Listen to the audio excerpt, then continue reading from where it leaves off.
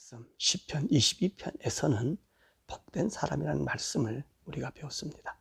우리 시편 33편의 말씀은 우리가 여호와를 찬양해야 할 것에 대하여 말씀하고 계십니다.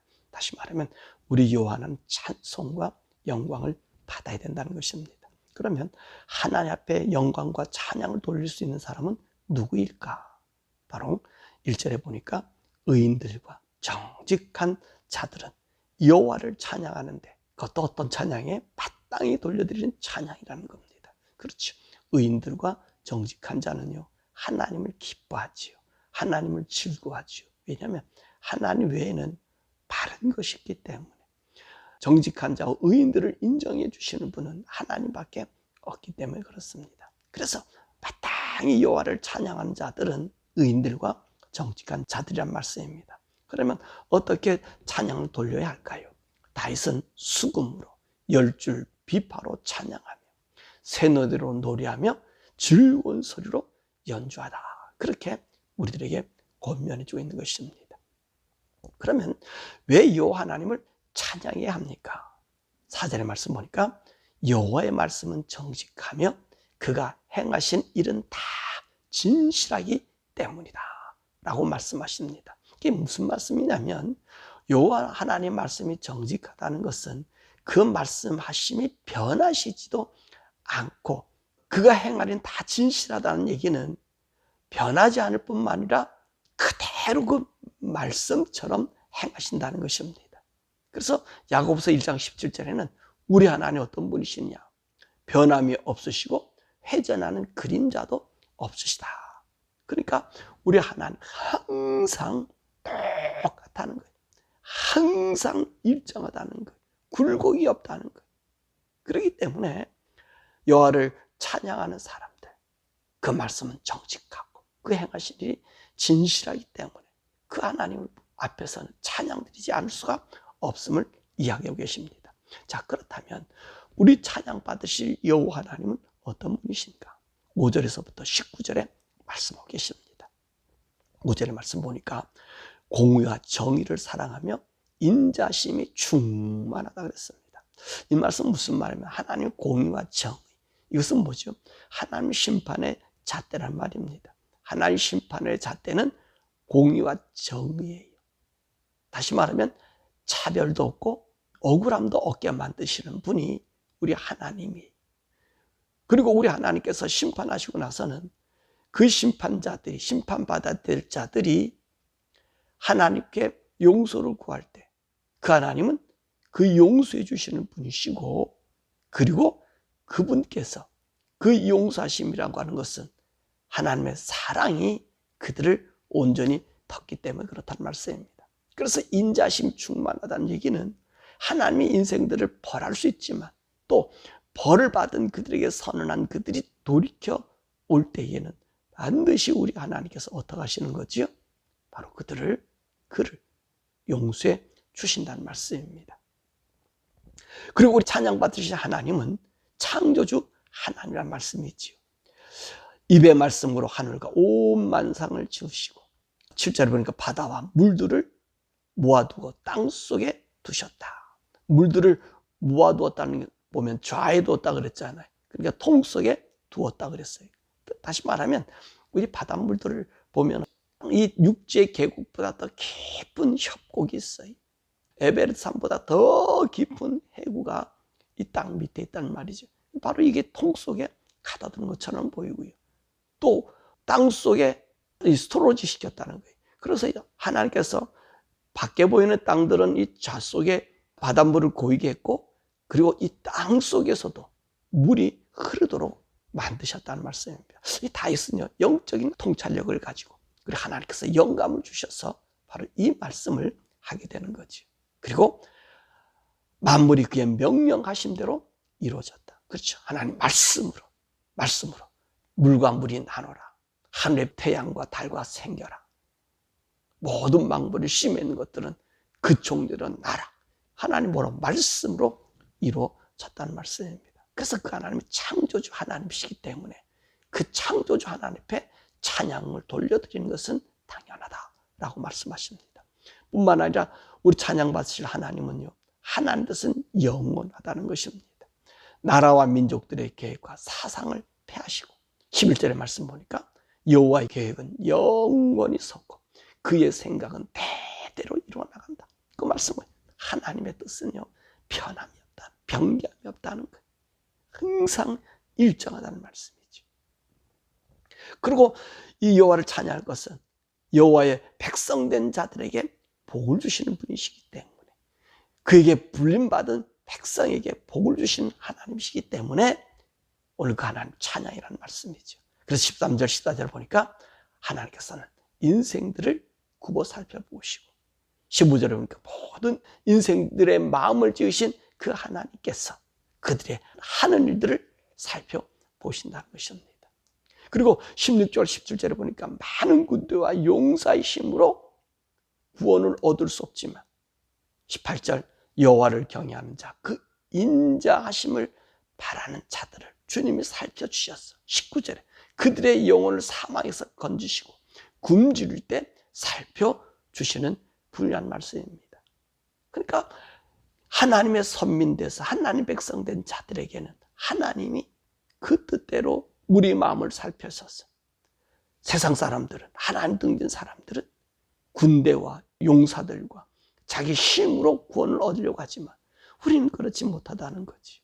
우리는 하나님 앞에 맡기고 그 하나님께서 우리들을 건져주시는데, 보살펴주시는데 우리 영혼을 육신에서 뿐만 아니라 사망에서 우리를 건져주시는 분이란 말씀하십니다. 그러므로 의인들과 정직한 자들은 우리 영혼이 여호와를 바라기 때문에 그는 우리의 도움의 방패가 되신다고 20절에 말하고, 그리고 또 이 의인들은 우리 마음이 즐거함으로 여호와의 이름을 의지하였기 때문에, 그래서 그분이 우리를 구원해 주셨기 때문에 마땅히 여호와를 찬양해야 된다고 고백하고 있습니다. 그러면서 마지막 의인들은 하나님 앞에 이런 소원을 드린다는 말씀입니다. 22절의 말씀에 여호와여 우리가 바라는 대로 주의 인자하심을 우리에게 베풀어 주소서. 이건요 다른 새 번역 성경에서는 뭐라고 번역했냐면 우리는 주님을 기다립니다. 주님, 우리에게 주님의 한결같은 사랑을 베풀어 주옵소서. 그렇지, 의인들이 바라는 것은요 하나님의 사랑입니다. 외부에 있는 것이 아니, 우리의 당연한 당면 문제가, 그것이 나에게 병이 오고 고통이 오고 또는 전쟁이 오고 고난이 오고 이런 당연한 문제가 우리가 더 하나님 앞에 요구하는 것보다는 의인들의 간구는요 주님을 기다리는 거예요. 한결같은 사랑을 우리에게 베풀어 달라고 기도한다는 말씀입니다. 이것이 뭐냐면 하나님을 찬양한 의인과 정직한 자들의 모습이라는 것이죠. 그러니까 하나님을 찬양하고 하나님을 높이는 사람, 정직히 주의 길을 거는 사람들의 그 소원이 뭐지요? 항상 하나님과 한결같은 삶을 내가 주님 앞에서 보장받기를 원하는 거예요.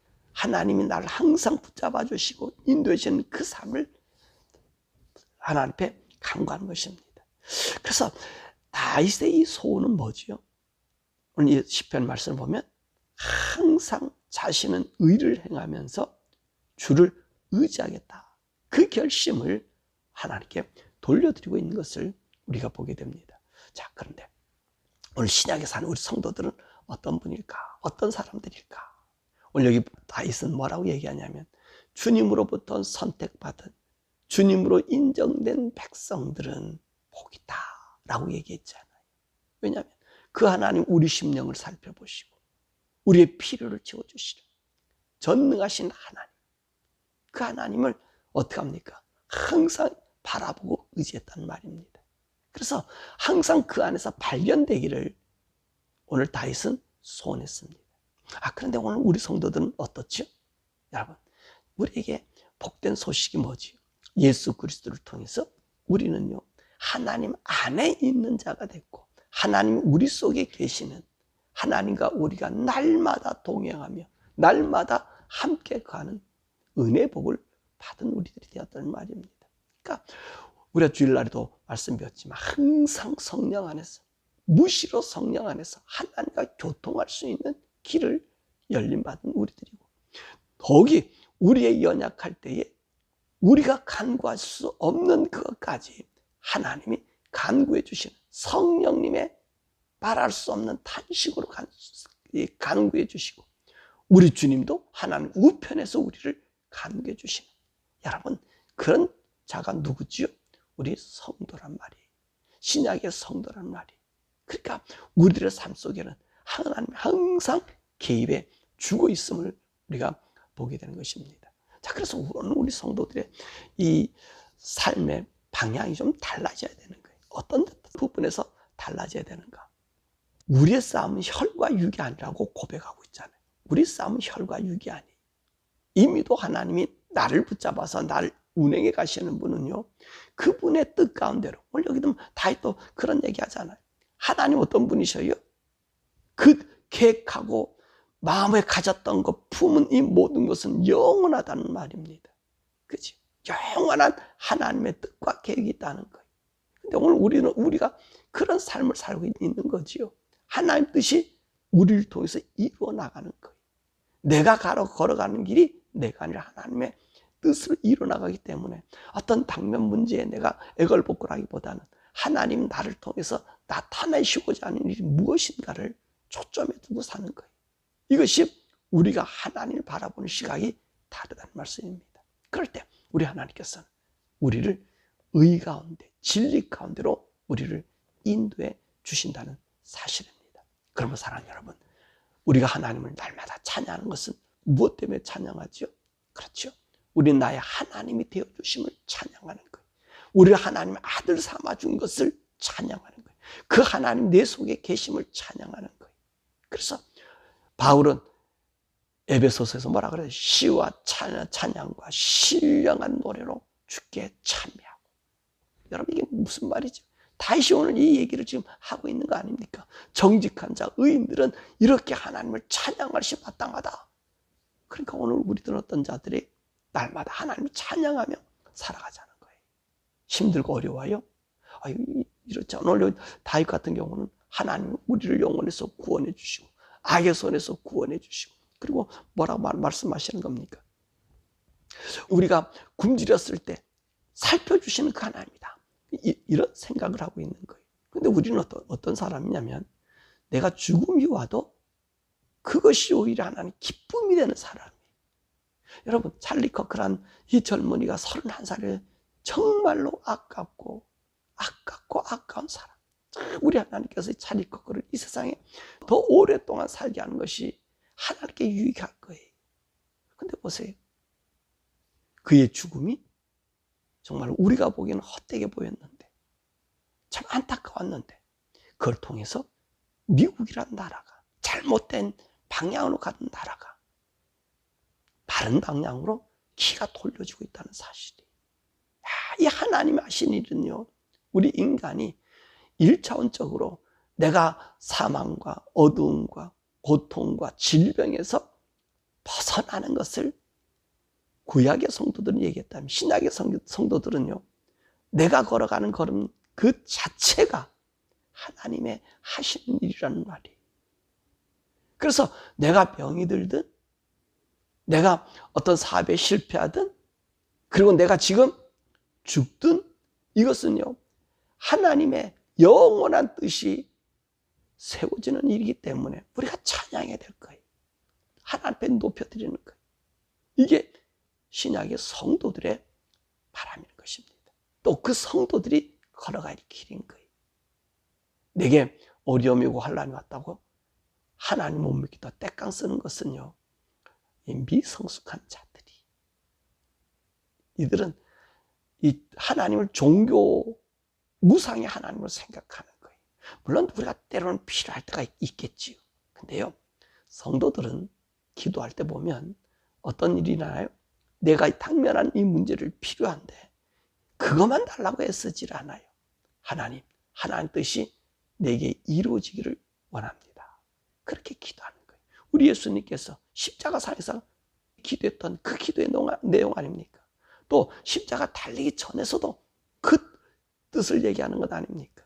지금 죽음의 고난이 오고 죽어야 되는, 그 33살에 죽어야 하는 그 주님 얼마나 통분했습니까? 그래도 뭐라면 주님의 뜻대로 되라는 거예요. 내가 아니 주님의 뜻대로 되라는 거예요. 우리 성도들이 걸어가는 이 모든 것은요, 주님의 뜻으로 걸어가는 거예요. 주님의 의지대로 걸어가는 거예요. 왜?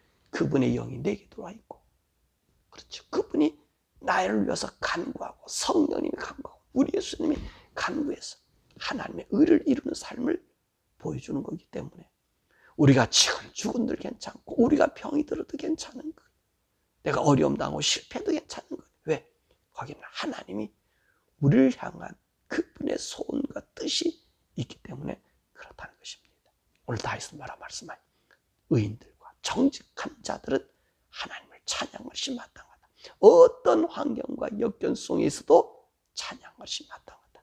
온 우주 만물을 창조하신 하나님, 말씀으로 창조하신 하나님, 공의와 정의를 이루신 하나님, 그 마음의 뜻은 영원히 변치 않는 하나님이 우리를 이끌어가니까 너희 의인들과 정직한 자들을 여호와를 찬양하라, 새 노래로 찬양하라 라고 얘기하잖아요.